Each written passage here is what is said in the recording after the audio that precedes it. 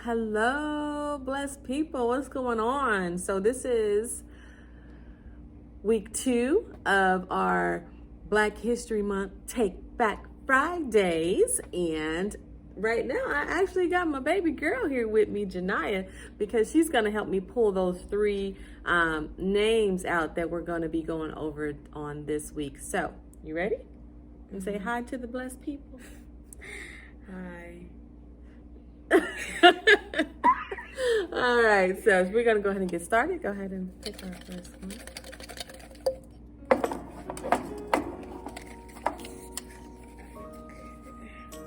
All right, let's see what we got here. So we got Jesse Jackson. I know a little bit about Jesse Jackson. All right, and our next one.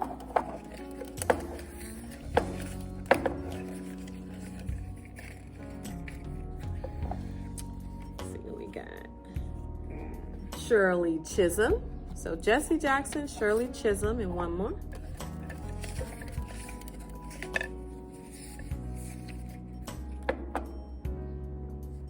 And Rosa Parks. I'm gonna be excited about this. So tune in. So again, we have Rosa Parks, we have Shirley Chisholm, and Jesse Jackson this week. Let's go ahead and get on into it. All right, y'all, let's go ahead and get into it. I'm going to start with Jesse Jackson today. And Jesse Louis Jackson is an American political activist, Baptist minister, and politician. He was a candidate for the Democratic presidential nomination in 1984 and 1988 and served as a shadow U.S. Senator for the District of Columbia from 1991 to 1997. So I just want to kind of go over some highlights that I've done. So one thing that I discovered, that he was not always Jesse Jackson. He was born Jesse Louis Burns, and his history. Let me get into that, but. Yeah, let me get into that right now. Let's see, because that was interesting. It's something that I didn't know. So he was born in Greensville, South Carolina, to Helen Burns, a 16-year-old high school student. So his mama was 16 when she had him, and his father was a 33-year-old married neighbor named Noah Lewis Robinson. So he was a former professional boxer, his father was, and so that is where he came from. But then a year after Jesse was born, his mom had married a man named, what's his name? Charles Henry Jackson. And that is where he became what his last name is Jackson, because his stepfather adopted him and he took his stepfather's last name. So one thing that was good out of it is, as a child, he was taunted by others. So kids was making fun of him and stuff because of his out of wedlock birth and his experience and stuff like that. But he was also saying how that helped mold him and build him and make him stronger in all of that. So that was a plus out of it. You know, what you go through, the more you go through, the stronger, that backbone is, and you keep moving. Either you're going to move and you're going to rise above it, or you're going to go the opposite way. So hopefully we rise. I rise up. I like it. Anyway, let me keep moving. So, Jackson has been known for commanding public attention since his first start working for Martin Luther King Jr. Let's see, what else do I want to go over? The SCLC and Operation Breadbasket was the Southern Christian Leadership Conference. And so he was a part of that as well. So I'm just kind of skipping around trying to go over some of my highlights, y'all, because it's just a lot of information and I'm not going to read all of this information. So Jackson became involved in SCLC leadership disputes following King's assassination on April 4th, 1968. When King was shot, Jackson was in the parking lot 1 floor below him. So he was pretty close to Martin Luther King. Another one I want to highlight is the Operation Push and the Rainbow Coalition. People United to Save Humanity was the Operation Push. That's what it stood for. Officially began December 25th, 1971. But then they later changed it to People United to Serve Humanity. So before it was People United to Save Humanity, and then they switched it and changed it to People United to Serve Humanity for the push. It was there to help pressure politicians to work to improve economic opportunities for Blacks and poor people of all races. So it was to push them, get you in the right direction. This ain't it. Let's go ahead and try to push you in the right direction to treat people right. Treat us right, y'all. Come on now. All right, let me see. What else? I'm gonna skip on. He was just big into politics and all that stuff, and so it goes through all of his campaigning and all of that, and I'm not gonna go into all of that, y'all. So let me see. I think I just got a few more to highlight about him. Jesse Jackson. I wanted to go over a few of his awards that he had as well, so like the Ebony magazine, he had an award there. He received the Jefferson Award for greatest public service. Let me see, what else? The Golden Doves, yeah, for a Peace Award. Let me see. So he has some different ones. He has some different awards and stuff, which is awesome. And I think I'm just about done here. Okay, I want to talk about I got cut off, y'all. But anyway, so I wanted to go over like what he was all about and everything, like as if he was married, he got kids, stuff like that. So he did marry Jacqueline Brown in December 31st, 1962. And they had 5 children. Okay, so he had a Jesse Jr., he had Santita, he had Jonathan Luther, he had, I can't even pronounce the other one, Joseph Du Bois, and Jacqueline Lavinia. So they have 5 children and everything together. So he was married. He did marry. And he is still alive. All right. So Jesse Jackson, y'all, used to be Jesse Louis Burns, but we know him as the famous Jesse Jackson. All right. Let's go on into our next one.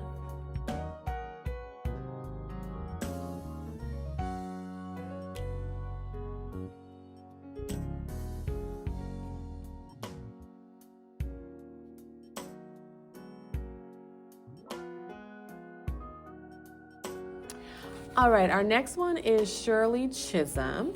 And Shirley Anita Chisholm, born November 30th, 1924 to January 1st, 2005, was an American politician, educator, and author. In 1968, she became the first Black woman elected to the United States Congress. So she was the first Black woman elected to the United States Congress, representing New York's 12th congressional district for 7 terms. And in 1972 United States presidential election, she became the first African American candidate for a major party's nomination for president of the United States, and the first woman to run for the Democratic Party's presidential nomination. Right, so I'm just going to kind of go through a few of her things because it's a lot of information. All right, so Shirley Anita St. Hill was born to immigrant parents. She was of Guyanese and Bajan descent. I know I'm butchering that, y'all. Just let me say that, okay? She had 3 younger sisters, 2 born within 3 years of her and the other after. Her father, Charles Hill, was born in British Guiana before moving to Barbados. And I'm just going to kind of skip over some of this.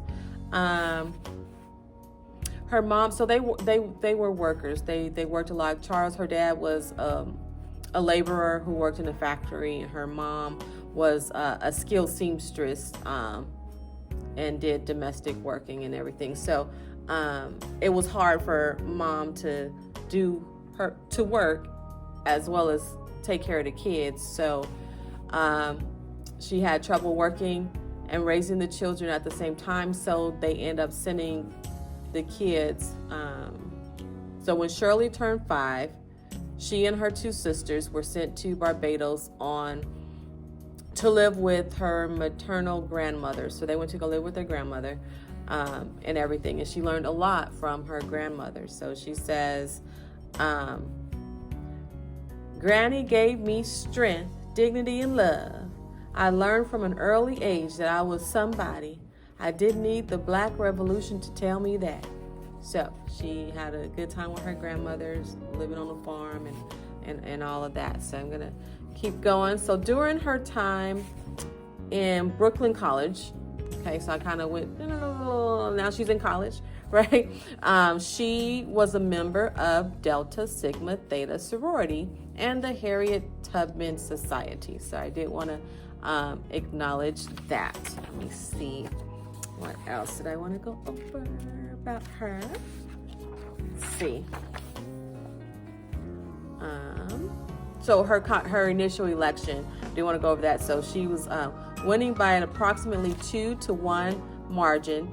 Chisholm thereby became the first Black woman elected to Congress and was the only woman in the freshman class that year.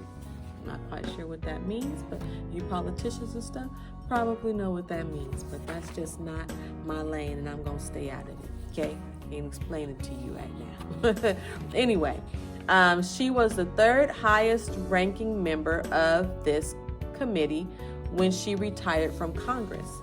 Chisholm only hired women for her office, and half of them were Black. So she set up only women, and half of them were Black. All right. So let me see.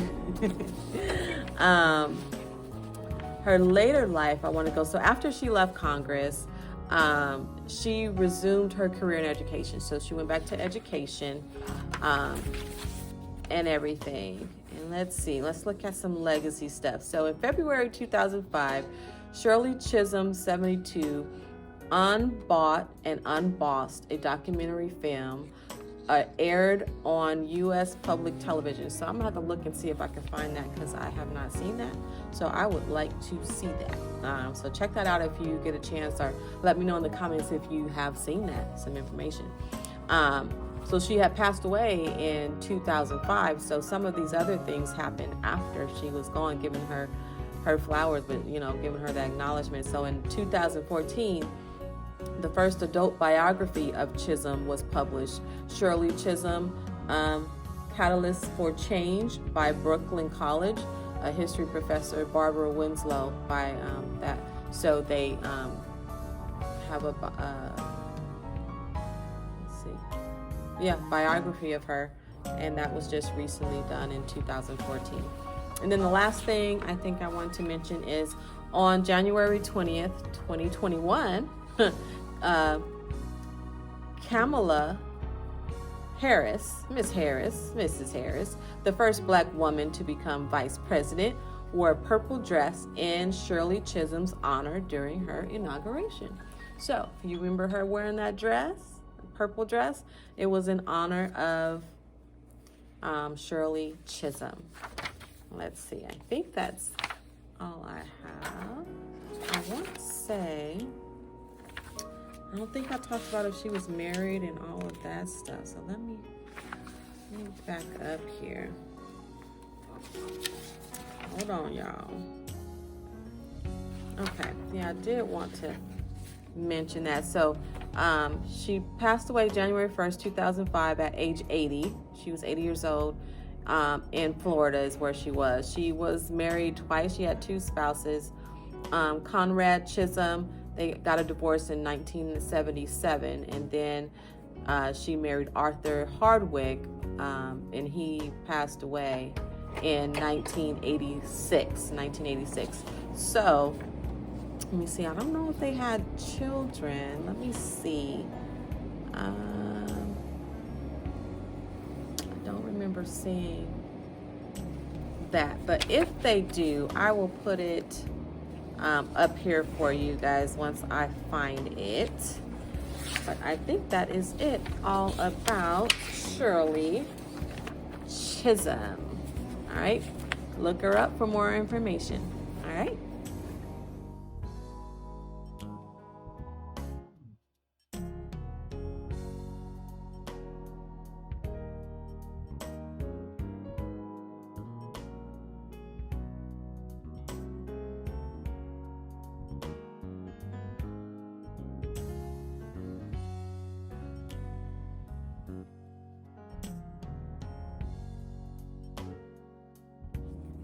All right, and the last one is Rosa Parks, and you know this can get pretty lengthy, but I'm gonna try my best to not do too much. But so Rosa Louise Macaulay Parks, February 4th, 1913, October 24th, 2005. So she passed away in 2005 as well. Was an American activist in the civil rights movement, best known for her pivotal role in the Montgomery bus boycott. The United States Congress has called her the First Lady of Civil Rights and the mother of the freedom movement. Let's see, on December 1st, 1955, in Montgomery, Alabama, Parks rejected bus driver James F. Blake's order to vacate a row of 4 seats in the colored section in favor of a white passenger once the white section was filled. Parks wasn't the first person to resist bus segregation, but the National Association of the Advancement of Colored People, the NAACP, believed that she was the best candidate for seeing through a court challenge after her arrest for civil disobedience in violating Alabama segregation laws, and she helped inspire the Black community to boycott the Montgomery buses for over a year. The case became boggled down in the state courts, but the federal Montgomery bus lawsuit, Broder versus Gale, resulted in a November 1956 decision that bus segregation is unconstitutional under the Equal Protection Clause of the 14th Amendment to the U.S. Constitution. So my thing is, for one thing, she wasn't in the wrong because she was in the color section. They just had this thing where they can move it and then push them farther and further away, which was so not right. But of course, a lot of stuff wasn't right. So I won't even get into that. But that just tripped me out right there because they was just trying to make her move because there was almost space in the white section. But anyway, let's keep going. So, Parks' acts of defiance and the Montgomery bus boycott became important symbols of the movement. She became an international icon of resistance to racial segregation and organized and collaborated with civil rights leaders, including Edgar Nixon and Martin Luther King Jr. All right. Let's see. I'm going to kind of skip around here. After retirement, Parks wrote her autobiography and continued to insist that there was more work to be done in the struggle for justice. So after she retired, she stayed at it and kept going. So I do have a few highlights. Let me just kind of bounce around, kind of go back to like her early life. She was born in Tuskegee, Alabama, and let's see. She was small as a child and suffered poor health with chronic tonsillitis. So she had a little bit of health issues and stuff as a child. What else? Her early activism. In 1932, Rosa married Raymond Parks. So I was wondering, because, you know, her name was not, it was Rose Louise Macaulay. So she got Parks from her married name. Raymond Parks was her husband, who was a barber from Montgomery. and he was a member of the NAACP and everything as well. So that is where she became Rosa Parks. Let's see. I'm not going through all of this. Oh, no, I'm not. I want to talk a little bit about the Montgomery bus thing, because one thing that tripped me out is the same bus driver that she had problems with before and said she would never get on his bus again was the same bus driver that called the police on her during this one, and she didn't realize it until that time. But anyway, so in 1900, Montgomery had passed a city ordinance to segregate bus passengers by race. So conductors were empowered to assign seats to achieve that goal. According to the law, no passenger would be required to move or give up their seat and stand if the bus was crowded and no other seats were available. Over time and by custom, however, Montgomery bus drivers adopted the practice of requiring black riders to move when there were no white-only seats left. So they decided amongst themselves to, as a courtesy, if there's no more white seats, we're going to move the black people back and they can stand or whatever to give up those seats. But the law was you have to separate them. But if you are already in the black section, you shouldn't have to move. But they decided that they wanted them to move if there was no more spaces. But anyway, let me keep going. Let's see. The first 4 rows of seats on each Montgomery bus were reserved for whites. Buses had colored sections for black people, generally in the rear of the bus. Although blacks composed more than 75% of the rideship, the sections were not fixed but were determined by placement of a movable sign. Black people could sit in the middle rows until the white section filled. If more whites needed seats, blacks were to move to seats in the rear stand, or if there was no room, leave the bus. Okay, keep on, skip over a lot of that. So it was not fair. All right, let me see.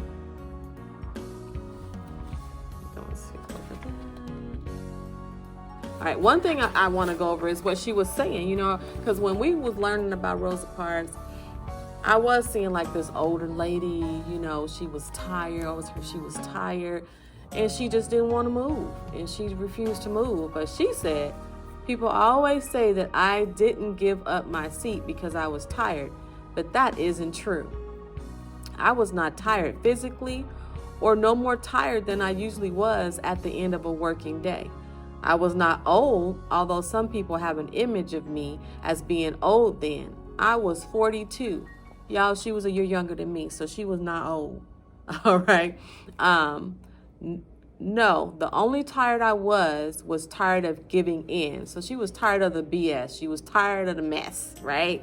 So that was the tired that she was. Like, I am not getting up. Now, one, that bull set in. I'm a Taurus, y'all, so that bull set in. Like, you know what? I'm not doing this. I'm tired of this. I ain't doing this no more. Call the police. Call the po-po. Call the po-po then. Get my Medea off up in there. But yeah, that's how she felt. Like, I was tired of y'all doing us dirty. So that was the kind of tired she was, and she was only 42 when this happened, okay? Let's see. When Parks refused to give up her seat, a police officer arrested her. As the officer took her away, she recalled that she asked, "Why do you push us around?" She remembered him saying, "I don't know, but the law is the law, and you're under arrest." So they don't even know. They just following orders, most of the people. So bless their soul. All right, so let me see. Let me keep going.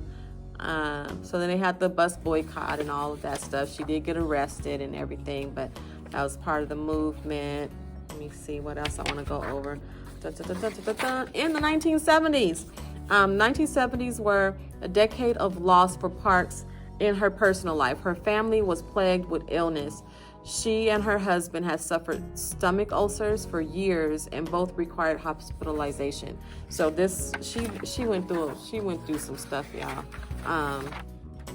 Her husband died of throat cancer on August 19, 1977. Y'all, that's the year I was born. And her brother, her only sibling, died of cancer that November. So she lost her husband. She lost the men in her life, her husband and her brother in the same year. Her personal ordeals caused her to become removed from the civil rights movement. She learned from a newspaper of the death of Fannie Lou Hamer, once a close friend. Parks suffered 2 broken bones in a fall on an icy sidewalk, an injury which caused considerable and reoccurring pain. She decided to move with her mother into an apartment for senior citizens, and there she nursed her mother, Leona, through the final stages of cancer. So she just dealt with a lot of cancer in her family, her husband, her brother, and now her mother, until she died in 1979 at the age of 92 is when her mom had passed on. Let me see. After that, in 1980, she just rededicated herself back to civil rights because she had nobody to take care of, just like, okay, what am I doing now? So she rededicated herself back to that. And then in the 1990s, I know this is a little bit long, you guys, but this is Rosa Parks, okay? So hopefully you're still with me. I'm already at 10 minutes. Goodness. All right. So in the 1992, Parks published Rosa Parks' My Story, an autobiography aimed at young readers, which I'm going to need to get that and everything. So she wrote that, and then at age 81, Parks was robbed and assaulted in her home by a black man, African-American man named Skipper.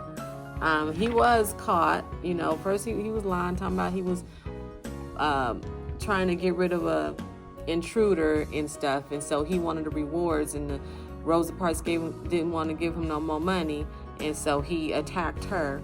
But he was sentenced to 8 to 15 years and was transferred to prison in another state for his own safety, because they was about to get him. You over there messing with Rosa Parks? We have a problem with that. All right, another thing in the 1990s, 1999, Parks filmed on a television series Touched by an Angel. It was her last appearance on film. Parks began to suffer from health problems due to old age. So she was on Touched by an Angel. She appeared in that. Let me see what else. I'm almost done, y'all. I'm almost done, I promise. So let's kind of go over what happened. So Parks died of natural causes on October 24th, 2005 at the age of 92. In her apartment on the east side of Detroit, she and her husband never had children, and she outlived her only sibling. So she lived until 92. Let me see. And one last thing I want to mention, I think that's the last thing I want to mention, but her funeral service, y'all, was 7 hours long. Completion. Like 7 is my number, if y'all didn't know. But it was 7 hours long and was held on the November 2nd, 2005 at the Greater Grace Temple Church in Detroit. So that is, of course, she has all kind of legacy and honors and all of that stuff. I will not go into that. Look up Miss Rosa Parks for more information. And I want to say that is it. Thank you guys for sticking with me. Rosa Parks, bless you. Jesse Jackson, bless you. Shirley Chisholm, bless you. All right, so that concludes our 3 for this round. So until next time, Abs Nation, keep marching on. Bye. Okay, so I forgot a big part for the Rosa Parks. So I wanted to just kind of add this to the end because this was special to me. So when I was in high school, South Mountain High School, I remembered that Rosa Parks came to our school. I want to say it was in 1992. It has to be between 1991 and 1995, right?